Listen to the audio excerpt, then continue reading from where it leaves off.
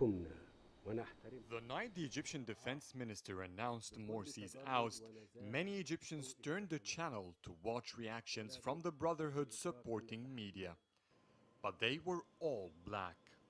17 television channels were shut down immediately after the announcement, all supporting the Brotherhood.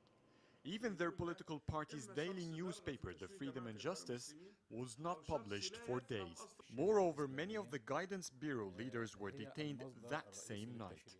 The official announcement was that they were accused of inciting violence, but the rush indicated that all what was taken against the Brotherhood were not legal measures. The state and the armed forces did not take any exceptional measures during the previous days against any person. And the proof for that, there are many members of the Islamic stream who freely move. This was a direct violation of law. We have been always calling that no media will be shut except with a court order. But during revolutions, there is what we know as precautious measures, and they had a reasonable argument. These people were inciting violence. What happened showed that the Egyptian state is the same, with all the violations that we have been suffering from for years. What the Brotherhood did to its opposition, it is now facing. On Monday, July 8th, Egypt woke up on the screams of a bloodbath.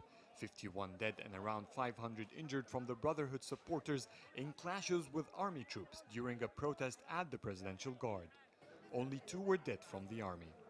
Hundreds were detained for their involvement in these clashes. Some of them say they have been tortured. We are very sorry for the lives lost, and we demand immediate investigation. We cannot say whether there is a violation from the army or not ahead of the investigation, because if there were evidence that the Brotherhood members tried to attack an army building where Morsi is being held, then this will be a different story. It will then be a crime, so we need to see the results of the investigation first. We cannot guarantee the integrity of the investigators.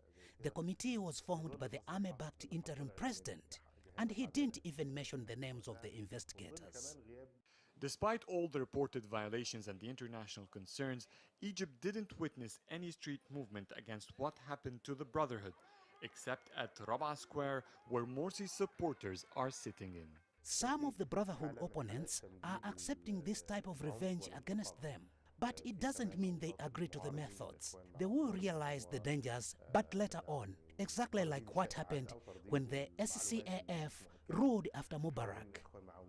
In 2011, after Mubarak stepped down, the army clashed with protesters at the Prime Ministry. Activists at that time took the street in massive rallies, cheering down with the army fall. However, when a similar scenario happened with the Muslim Brotherhood this month, many of them looked away, and some gave the army an excuse.